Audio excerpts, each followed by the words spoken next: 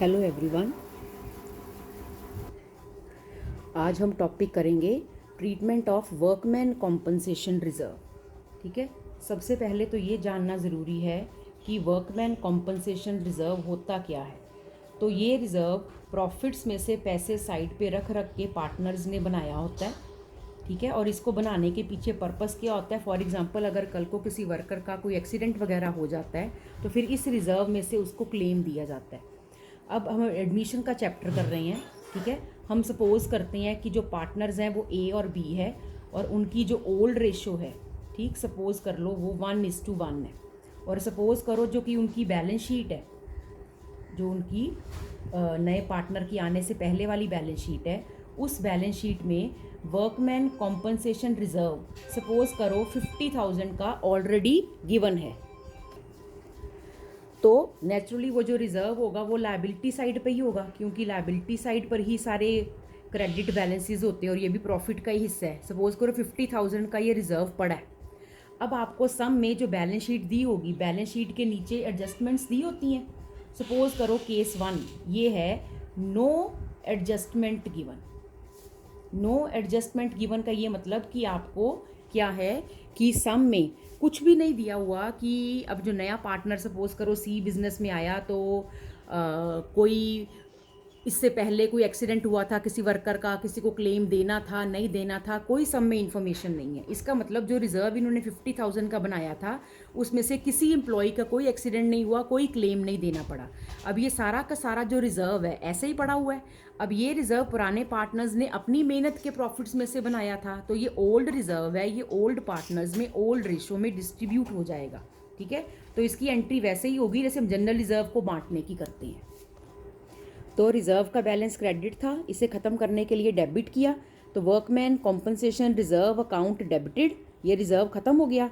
To A to be, तो old partners में old ratio में ये जो रिजर्व है डिस्ट्रीब्यूट हो गया। इसके बाद केस टू में अज्यूम करते हैं कि for example claim on account of workman compensation estimated to be ₹10,000। कि सपोज करो कि एक वर्कर था, उसका एक्सीडेंट हुआ था तो उसको 10,000 की कॉम्पनसेशन हमने पे करनी है, ये उसने क्लेम किया। इसका मतलब 50,000 में से 10,000 तो उस वर्कर को चला जाएगा, बाकी जो 40,000 बचा, ठीक है, जो पुराने रिजर्व्स हैं वो तो पुराने पार्टनर्स के हैं ना। नए पार्टनर के आने पर अब नए सिरे से इस साल से नए रिजर्व बनाने शुरू कर देंगे, पर पुराने रिजर्व तो पुराने पार्टनर्स में बटेंगे ना।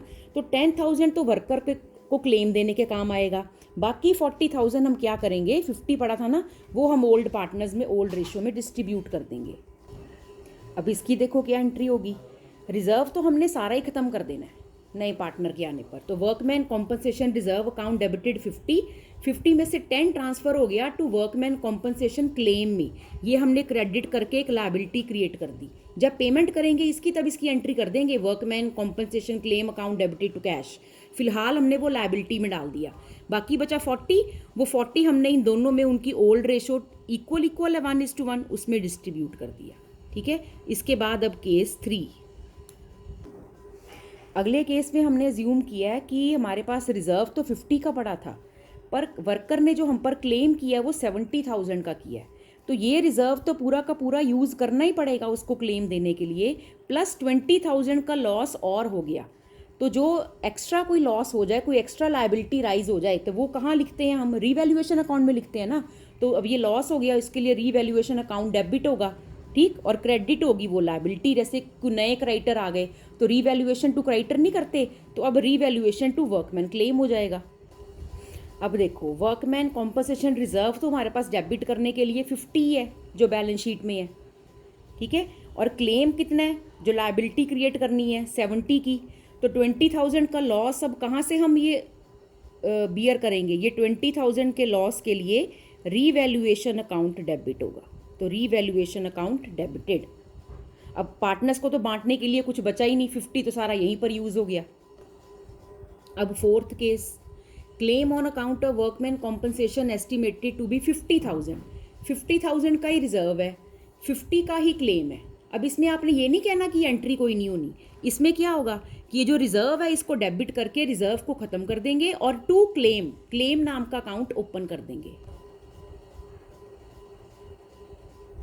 अब ये देखो क्या एंट्री हुई, workman compensation reserve account debit किया to workman compensation claim account. ठीक है, अब आप जब सम करोगे तो सम में इनकी ट्रीटमेंट्स क्या होंगी, क्योंकि आपने तो सम में क्या बनाना है, revaluation account, capital account, balance sheet.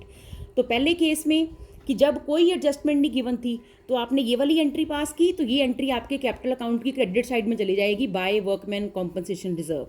जब दूसरा केस है तो दूसरे केस में आपकी बैलेंस शीट में जो रिजर्व है वो तो खत्म हो गया, अब न्यू बैलेंस शीट में ये रिजर्व तो कभी भी नहीं आएगा, चाहे केस कोई भी हो, क्योंकि ये तो हमने सारा ही खत्म कर देना है।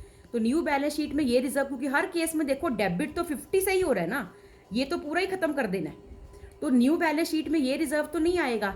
पर दूसरे केस में जब लायबिलिटी सिर्फ 10 थी, तो अब जो न्यू बैलेंस शीट बनाओगे उसकी लायबिलिटी साइड पे आप वर्कमैन कॉम्पनसेशन क्लेम 10,000 लिखोगे लायबिलिटीज में, और ये 20-20 हज़ार की पोस्टिंग कैपिटल अकाउंट में चली जाएगी। इस केस में आप बैलेंस शीट में क्लेम 70 का लिखोगे, ठीक है, क्योंकि क्लेम 70 का है, और रीवैल्यूएशन की डेबिट साइड पे 20,000 की एंट्री आएगी टू वर्कमैन कॉम्पनसेशन क्लेम 20,000। और चौथे केस में रिजर्व तो खैर सारा ही उड़ जाएगा, और बैलेंस शीट में 50,000 का क्लेम नाम से आ जाएगा, आएगा 50 पर नाम उसका अब वर्कमैन कॉम्पनसेशन रिजर्व नहीं होगा, अब उसका नाम वर्कमैन कॉम्पनसेशन क्लेम होगा। तो कहने का मतलब यही है कि कोई भी अगर ओल्ड रिजर्व पड़ा है वो आपने ओल्ड पार्टनर्स में ओल्ड रेशो में बांट देना है, पर अगर उस रिजर्व के अगेंस्ट कोई लायबिलिटी आपने देनी है उस रिजर्व के अगेंस्ट, तो पहले वो लायबिलिटी पूरी कर लो, उसके बाद जो बचा वो आपने ओल्ड पार्टनर्स में ओल्ड रेशो में बांटना है।